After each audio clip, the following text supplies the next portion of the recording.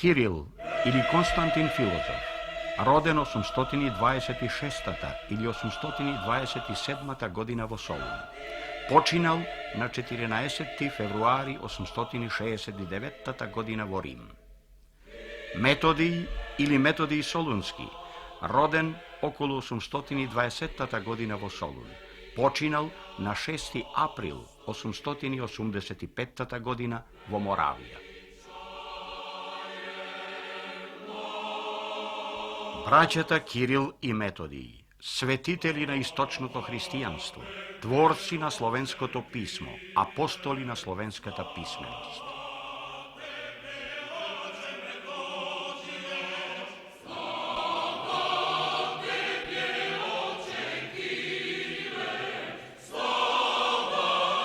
Синови на висок византијски заповедник, друнгари и подстратег во Солун, маж од благороден род и богат по име Лав и мајка за која се бележи дека се викала Марија.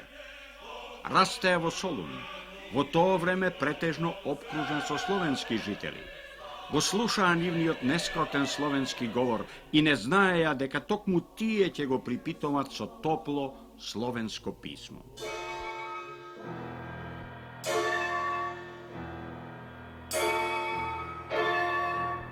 Од Цариград, главниот град на Византија, првата христијанска држава, започнуваат сите културни влијанија врз соседните народи и мисиите за ширењето на христијанството. Одовде започнува и патот на Кирил и Методий, кој најголемиот мисионерски успех ќе го постигнат меѓу словените во Моравија и Панонија.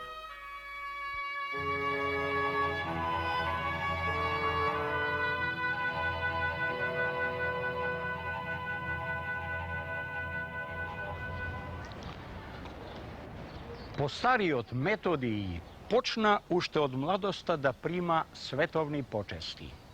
Учените луѓе што го љубеа од детство за него зборуваа честни зборови. А кога разбра царот за неговата бистрина, му даде да управува со Словенска област. Се предполага дека управувал со Стримонската област. Таму, уште пред Моравската мисија, ќе го преведе закон судни људем, наменет за македонските словени од Стримонската област и за војниците со кои управувал. Сведок е на големи политички и црковни борби и ќе рече: каква полза има човек да го добие и целиот свет, а душата своја да ја погуби? Што ќе добие човек во замена за својата душа? И од кога помина управувајќи таму многу години, и откако виде многу буни и нереди во овој живот, го напушта местото на управител на Стримонската област.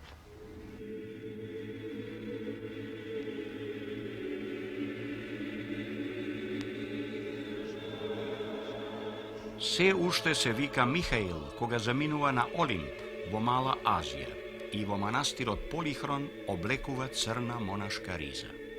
Со презир го отфрла временото и поаѓа во вечното со своето монашко име Методий.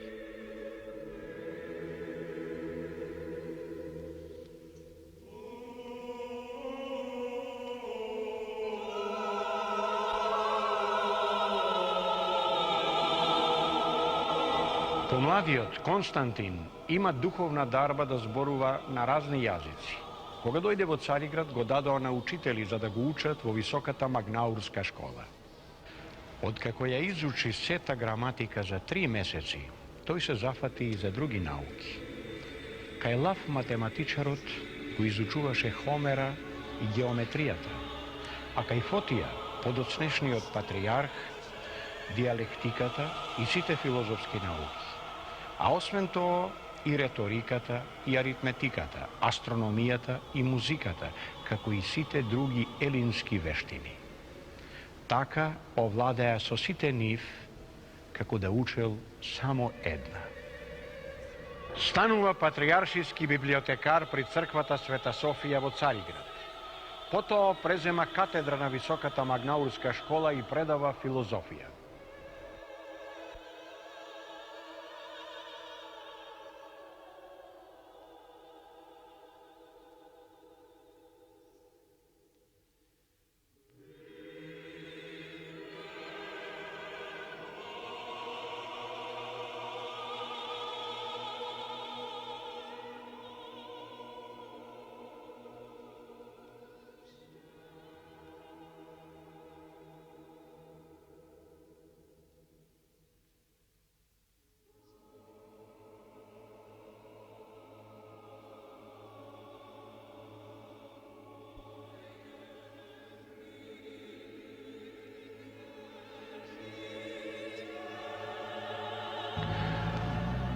Во најраната младост, во расправа го победува стариот патриарх Јована и го одбранува почитувањето на иконите. Потоа царот го испраќа Константина во неговата прва мисија во државата на сарацените, кај арапскиот калиф во Самара. По враќањето се упатува на Олимп кај брата си Методиј и таму почна да живее молејќи му се на Бога и разговарајќи само со книгите.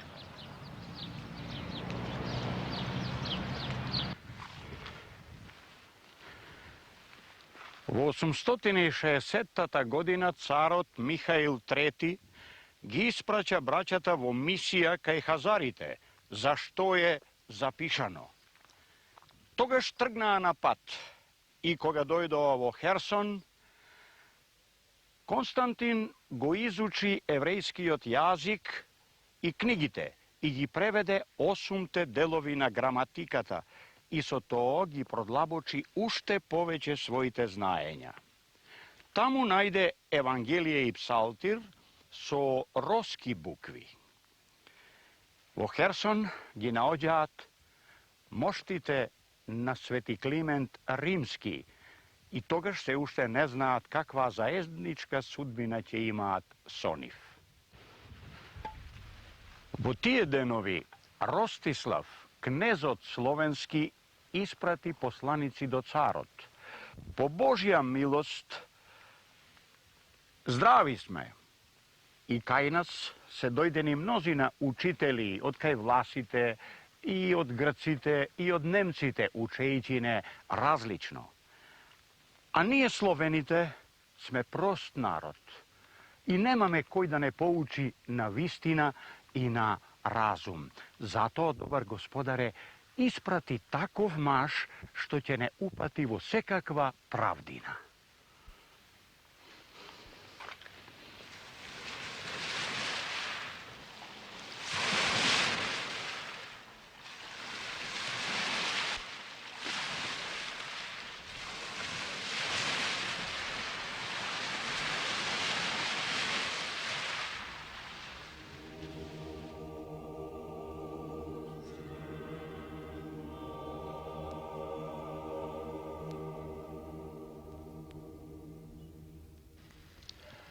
Тогаш му рече царот на Константина: го слушаш ли, филозофе, овој збор?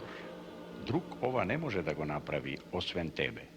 Та затоа еве ти многу дарови, и земи го брата си, игуменот Методиј, па оди.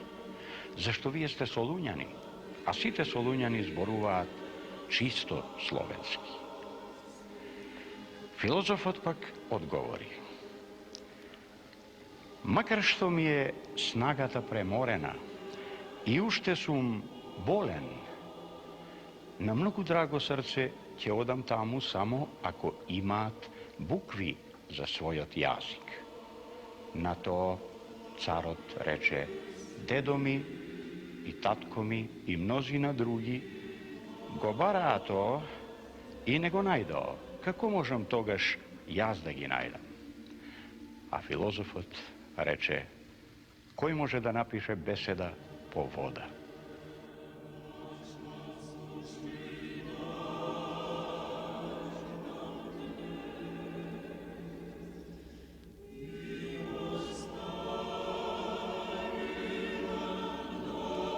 Тогаш филозофот свесно прими крст на плечите и почна со брата си да го бара новото писмо што ќе го вклопи во нов јазик.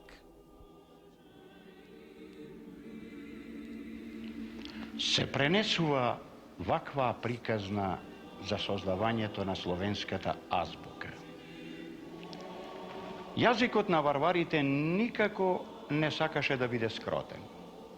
Браќата седеа во ќелијата и залудно се обидуваа да ги испишат буквите. Работата не им одеше по рака.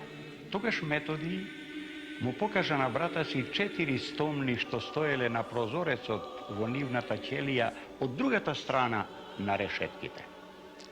И Методиј го праша: ако беше вратата затворена, како ќе дојдеше до една од тие стомни? Константин скрши една стомна, ги внесе парчињата дел по дел во ќелијата и тука пак ја состави стомната, лепејќи ја со плунка и со глина од подот под нивните нозе. Така направиле и со словенскиот јазик. Го скршиле на парчиња и го внесле низ решетките на буквите во својата уста и ги залепиле парчињата со своја плунка и со грчка глина од подот под своите стапала.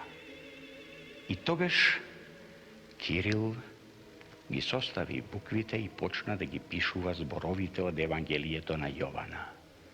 Искони бе Слово, и Слово бе у Бога, и Бог беше Слово.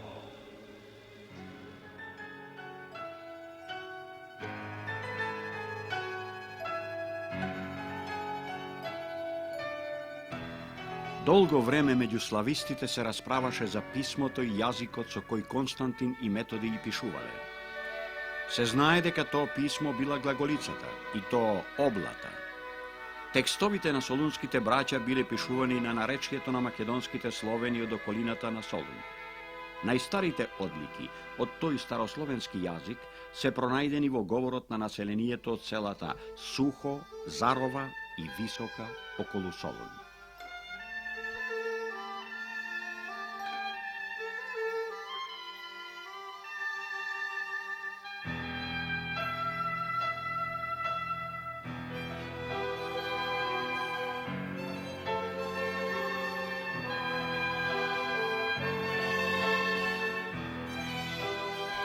Браќата пристигнуваат во Моравија и кнезот Ростислав ги прима со големи почести.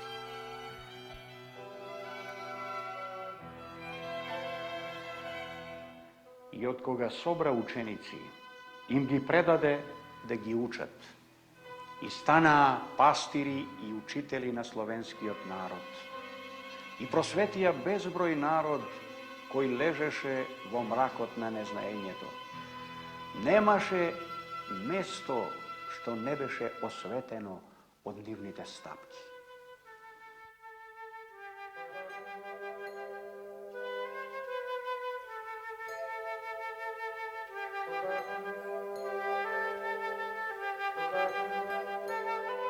И така, поминаа во Моравија 40 месеци, па тргнаа да ги посветат учениците.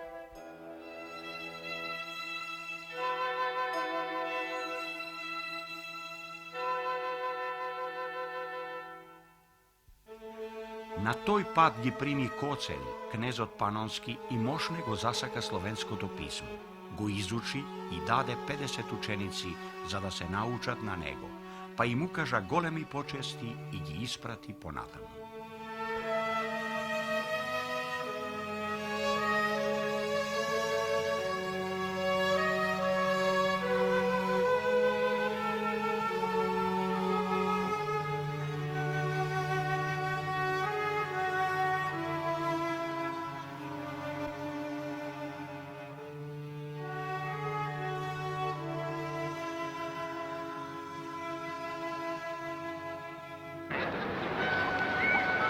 Пристигнаа во Венеција и против нив се собраа попови и црнорисци како врани на сокол. И ја кренаа тријазичната ереза, зборувајќи: само на 3 јазика е достојно да се слави Бог во книгите. На еврејски, елински и латински. Филозофот одговори: не врне ли дожд од Бога за сите еднакво, а сонцето не грее ли еднакво за сите? Зар не дишеме сите воздух еднакво? Па тогаш, како не се срамите да признаете само 3 јазика, а за сите други народи сакате да бидат слепи и глуви? Дури и бездушните нешта што даваат глас, било свирка, било гусле, ако не се покаже разлика, како ќе се разбере што се свири. Зашто ако даде трубата неразбирлив глас, кој ќе се готви за борба, така и вие, ако го кажете неразбирливиот збор на друг јазик, како ќе се разбере што кажувате, зашто ќе кажувате во воздух? Колку различни зборови има на светов и ниеден не е без значење. Ако не ја знам смислата на говорот, тогаш за оној што ми говори, ќе бидам сличен на варварин, а тој што говори, варварин за мене. Ако се молам на туѓ јазик, духот мој се моли, а умот мој не дава плод.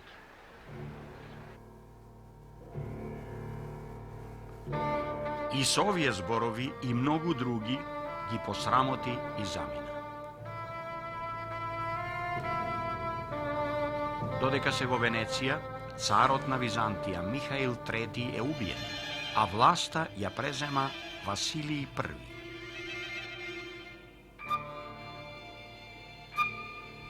Браќата чувствуваат дека патот по кој пошле пратени од друг се издвојува и станува само нивни пат, кој мораат да го доодат до крај.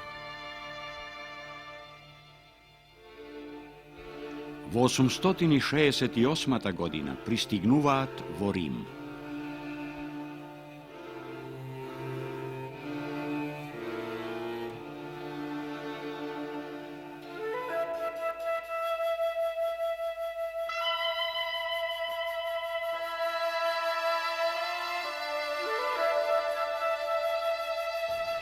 И кога дојдоа во Рим, самиот апостолски намесник им излезе во пресред со сите граѓани носејќи свечи, зашто се разбра дека ги носат моштите на Свети Климент, маченик и папа римски, што беа ги нашле во Херсон.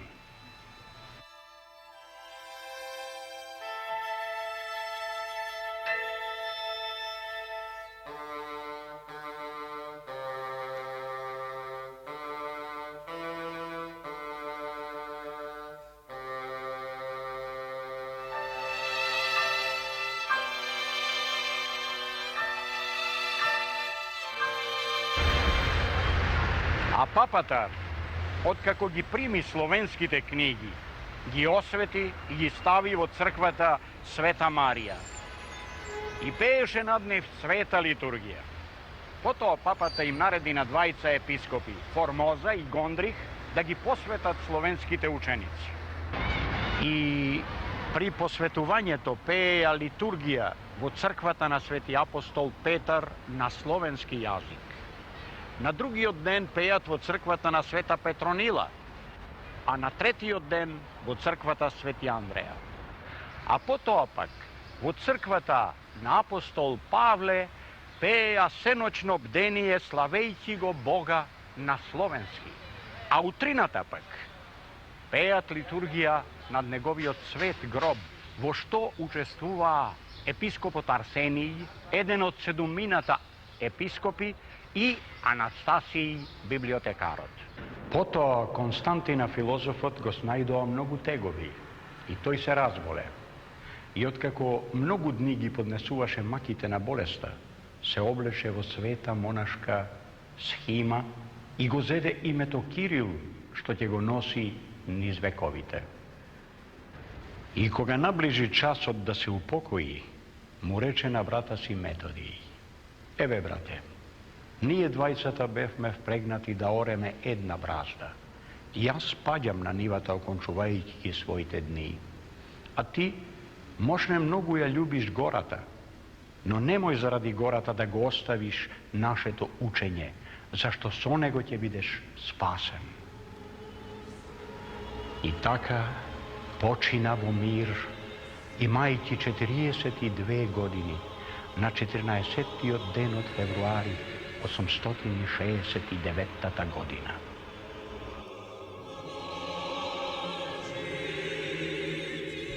И им заповеда апостолскиот намесник на сите грци што беа во Рим a isto tako i na Rimljanite, da se soberat so sveći i da pejat nad nego i da mu napravat pogreb kako što bi mu napravile na papata.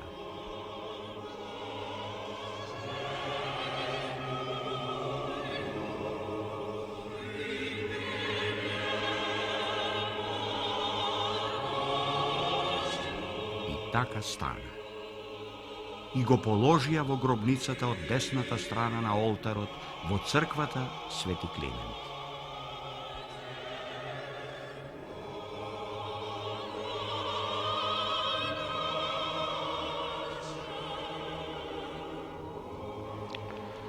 Во тоа време, кнезот Панонски, Коцель, му се обраќа на апостолскиот намесник, барајќи да му го испрати Методиј за учител. И овој му го испраќа за да ги учи и да им ги објаснува книгите на нивниот словенски јазик, како што беше почнал брат му Кирил. И тогаш Методиј го прегарна братовиот гроб и откако ја оплака својата телесна осаменост, тргна на пат со своите ученици.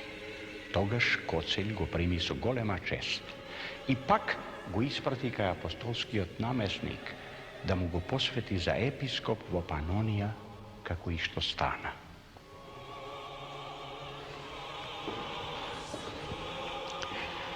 Сето ова не можеа да го поднесат германските свештеници, кои сакаат Панонија и Моравија да ги оттргнат од учењето на Кирил и Методиј. И му се закануваат: во наши области учиш. И му велат: зло ќе те снајде. И Методиј последните години до крајот на животот ги поминува во маки и тегови, борејќи се да ги зачува браздите на словенската писменост што ги изора со брата си.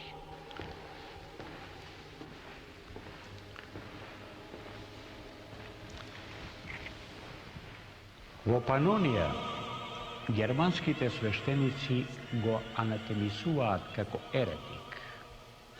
Во Моравија кнезот Ростислав е симнат од престолот, а на негово место доаѓа нитринскиот кнез Светоплук.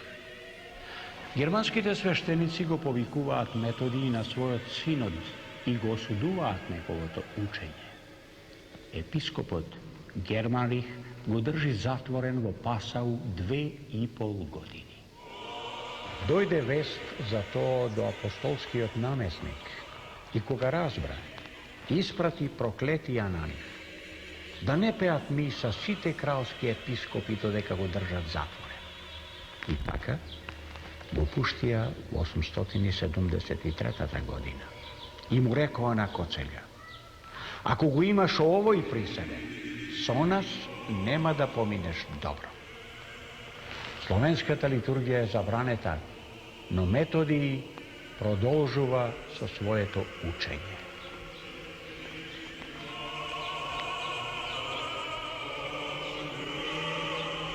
Во 879 година против него е подигната тужба и тој пак оди во Рим.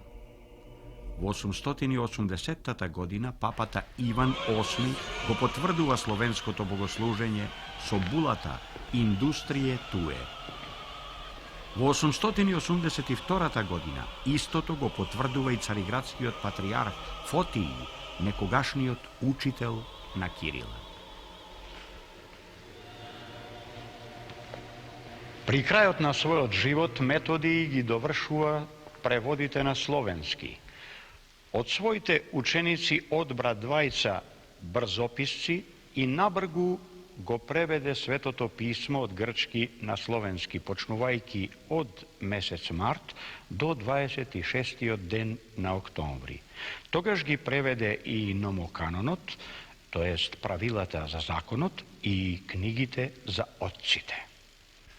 Така, кога ги пресече сите обвинувања од сите страни и им ги затвори устите на сторечниците, почна да му се приближува времето да прими почин од страдањата и награда за многуте тегови.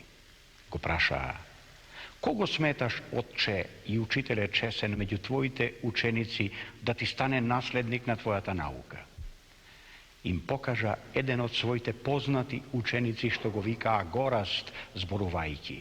Ovo je sloboden vaš od vašata zemlja, mnogo učen vo latinskite knjigi, pravoveren. I koga siot narod se sobra na cvetnici, toj vleze v crkva i iznemošten, za da kaže blagoslov, počina vo racete na sveštenicite vo 6. den od mesec april 885. godina.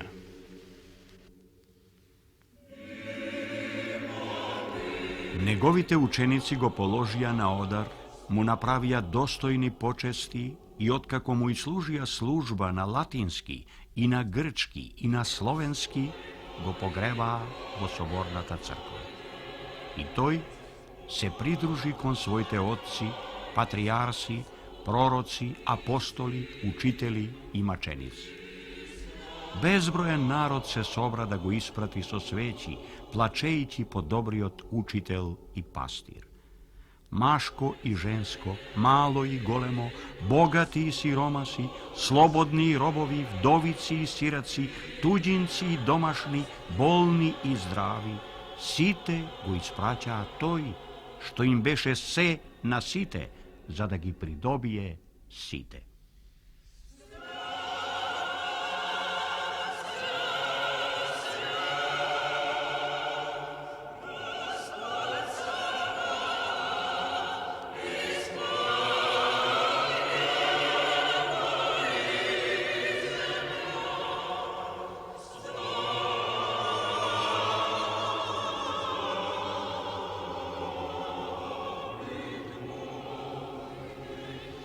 По смртта на Методий, кнезот Светоплук ја предава црквата на германско-латинското свештенство. Нитринскиот бискуп Вихинг не го признава завештанието на Методий, на негово место по смртта да дојде како епископ словенски Горазд, кој што беше моравски син и совршен познавач на двата јазика, словенскиот и грчкиот.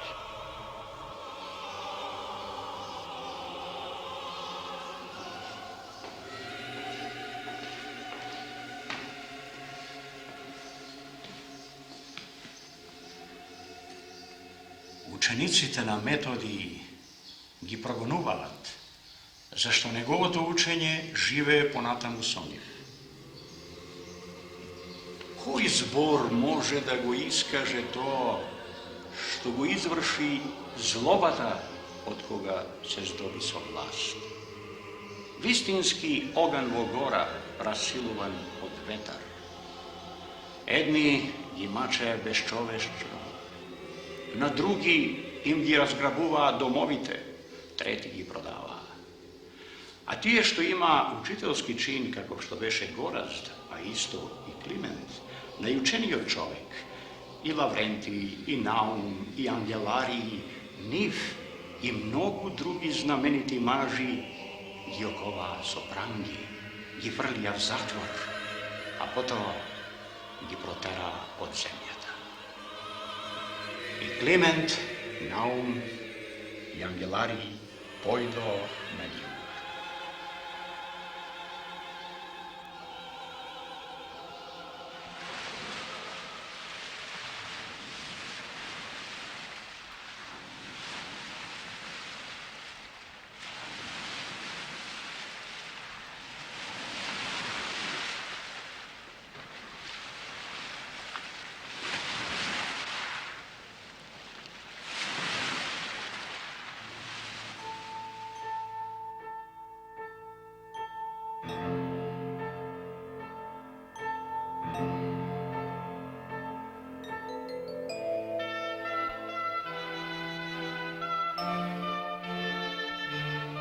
Набргу, по престојот во бугарската престолнина, Климент се упатува за учител во Кутмичевица, близу Охрид, со центрите Главеница, Девол и Охрид.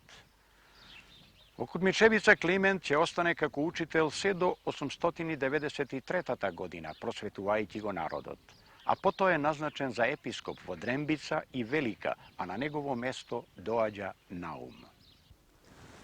Во Охрид Климент создава силна просветна школа која брои до 3500 ученици. Со нив тој го поминува повеќето од своето време, за што е запишано. Ние никогаш не го видовме без работа. Ги учеше децата, и тоа по најразлични начини.